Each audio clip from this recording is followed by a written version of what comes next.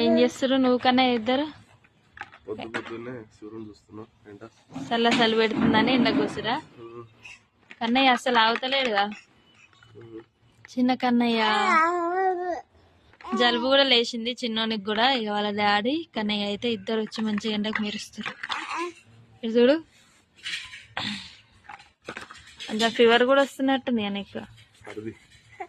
జలుబు అయితే బాగా పట్టింది.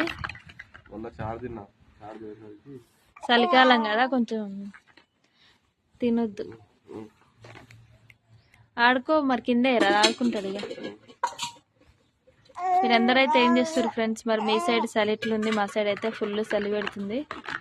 అసలు లేవాలంటేనే, అసలు లేచిన తర్వాత నీళ్ళలో చేయి పెట్టాలంటేనే ఫ్రిడ్జ్లో నీళ్ళలో చేయి పెట్టినట్టుంది కదా చిన్న కన్నయ్య.